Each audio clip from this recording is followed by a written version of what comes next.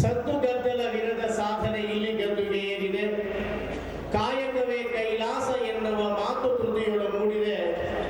ಕಾವಿಯುರಿಗೆ ನುಟ್ಟು ನಭವ Kiran ಹಸ್ತವ ಚಾಚಿದೆ.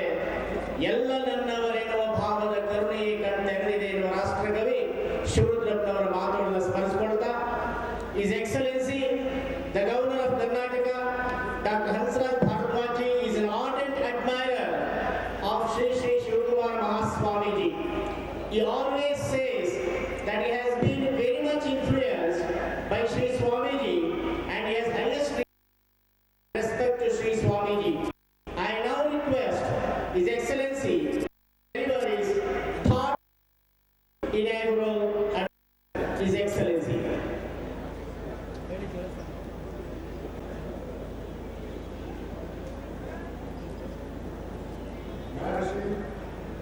Dr. Sri Sivakumara Swamiji of Sri Ganga, His Holiness Sri Shivratri Dakshinendra Swamiji of Sutur Math, my dear friend and Honorable Law Minister and Minister of Parliamentary Affairs, Sri Suresh Kumar, Sri P.N. Bachegora, Sri Janardhan Swami, Dr. Somsekhar, other distinguished personalities present on the dais, members from media, electronic and print both, distinguished citizens of Karnataka, and my dear friends. I deem it a very great pleasure and privilege whenever I get opportunity to meet Swamiji. My career was explained to you. Let me tell you very frankly my own details about myself.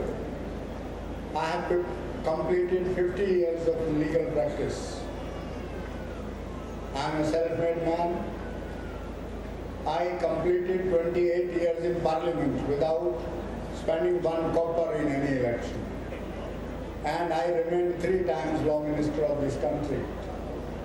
And the most privileged position which I got in my career was to be deputed to Karnataka as the governor. You will ask me why I am giving significance to my last posting as the governor of this state.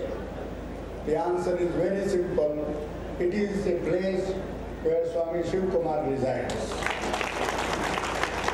It is a place where there is a saint who has lived more than 100 years, dedicated to the social work, the cause of God, cause of eternal values, spiritual values, ethical values, and harmony of the society. What more I could need in my this posting?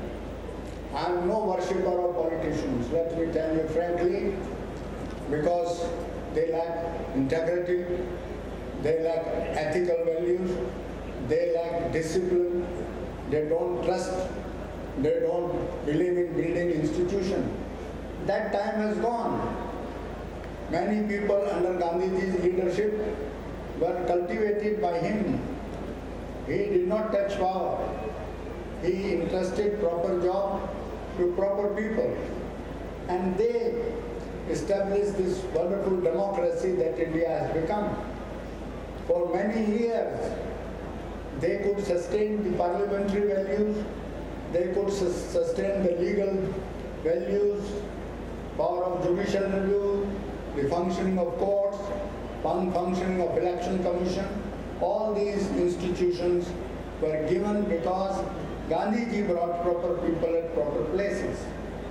Now there is time that we review the situation at 63rd year of our republic. Where do we stand? And in Karnataka, I have a safe, shelter. Say if Swamiji refuses, he gives guidance by his own actions. When I see the students so disciplined, getting their education with full affection and guidance of Swamiji, that is the tradition, and that is the tradition of 5,000 years ago in India, where seers, sages and saints, they built this powerful Vedic society, which is the foundation of our society. Vedic vision. And even you know part of history that even Vedas were distorted by ritualistic, by monopolist priests. Then within the society, Gautam Buddha emerged. Gautam Buddha brought hope and aspiration to the common Indian, and he gave a new direction to the Indian society by restoring equality and fraternity amongst the masses. Bhagwan Mahavira emerged, gave the mantra of non-violence. Thereafter, many revolutionaries came from all directions. Guru Nanak Dev Ji Maharaj, he came.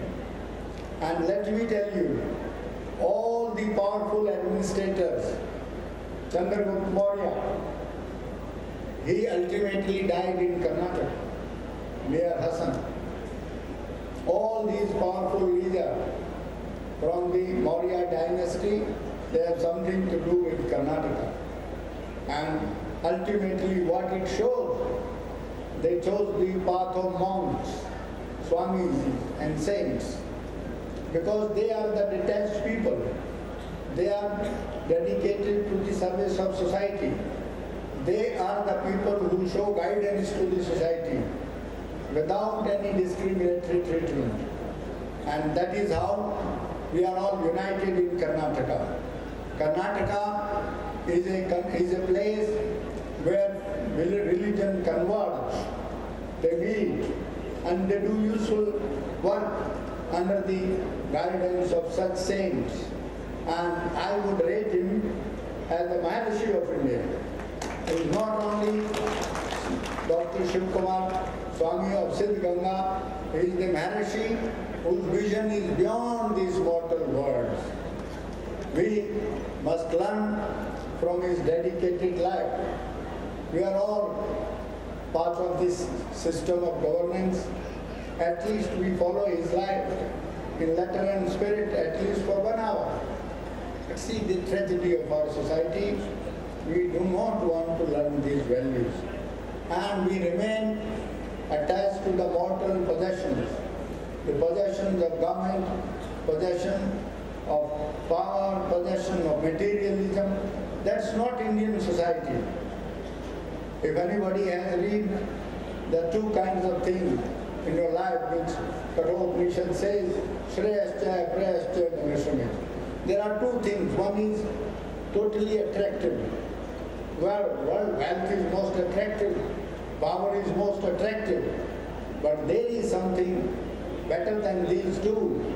That is your inner quality of life, the spiritual strength by which India stands like a rock, which Vivekananda took to the world at large by saying Uchitsta, Jagrata, Pramodha. Whatever we are today, it is because of these saints and seers who saw the truth of nature in their pure constancy, and they took it to generation to generation, either by Shrutis, or by Smritis, or by Puranas, or by even Itihas. But all the messages are that India is never, never a materialistic society. It is a spiritual society par excellence, and that is transcended by our sannyasis who lead a detached life. Can you ever imagine a man living more than 100 years doing the same service to the society without any attachment? There are. Baswana himself was a powerful administrator. He left that and took the course which we all follow, because he found that there is a need of social reforms. And I read the Veer Shaivism is a great religion. I certainly do not compare it with Hinduism. I give my opinion as a law minister that Veer Shaivism is a distinct religion. It is no part of this ritualism which is misguiding the world today. They are pure people who says that everybody in this society is equal. First thing, to defy the ritualism and Varna system. And that is the greatest gift of Basavana to our society. This also must be preserved in its purity. Otherwise his message will be again lost in this superstition, ritualism, and people will be misguided. You stand for entire humanity. You stand for everybody who is an Indian, who is born on this earth. And that is what will keep you distinct from ritualism. Those ritualistic superstitions and almost have been exposed in our society. Every day newspaper, media has exposed many such people who used to defy this value, social values of Karnataka society and brought such great infamy to this state. That must be admired and eschewed, and we should follow the real people who give you correct directions. I as the governor, I don't participate in large functions because I don't need any publicity. I have been deputed by the President of India to go and serve the people of Karnataka. You are so disciplined, you are so nice, you are sitting absolutely calm and quiet. You don't have time even to listen what Swamiji has to tell us. This is my misfortune, but when it is ordered from Swamiji that you have to come, or his followers, it is not his order this time, it was the students who were given education by this August month, and they approached me that we are all getting together as the alma mater and we would like you also to come. I am a recently recruited student of Swamiji, so I would also like to learn more. So that is where our desire to follow him. And let me tell you, Karnataka has a great future. Karnataka is still the most outstanding state of this country. We have only to give them proper people to guide them, who can work out of 24 hours, 18 hours a day, like Nehru did for this country all his life. And ultimately you can read his will, what he said, that distribute my assets throughout the country. This is the tradition of governance, and Karnataka has produced powerful chief minister, powerful minister. We must all follow the tradition shown by earlier leaders also. I know you are working all very hard, but the basic values of this society must be preserved, and I think this much serves the noblest of that principle, and that education must be percolated to the poorest hut of this state, and that is the method by which we can build a powerful society. India is on the trajectory of a great revolution, but education alone will bring revolution, and when we undertake, we have to undertake sincerely and follow the message of Basavana and Swamiji, so that light comes to this area. Already this area has become very famous for education and cultural activities. I have instructed everyone concerned in the administrator that everything in this area should be planned and acted upon according to the wishes of Swamiji, because that will give you an ideal district, ideal area, ideal society which will love in complete harmony, affection, and will get a proper guidance in education. I am very grateful to Swamiji bestowing your affection on me and my wife. I am very grateful to all the ministers, chief ministers, who all came all the way and spent little time with him, and all the civil servants, all the scholars, and all the saints who have assembled. This is India. Let me tell you one thing. The Vedic tradition, there is no societies where there are no elders. There are no elders who do not speak the truth. Let me tell you. And truth is knowledge. And God himself is the truth. Uttista Jagrata. Udo Jago. That is the message of Swamiji which I understand. Thank you very much.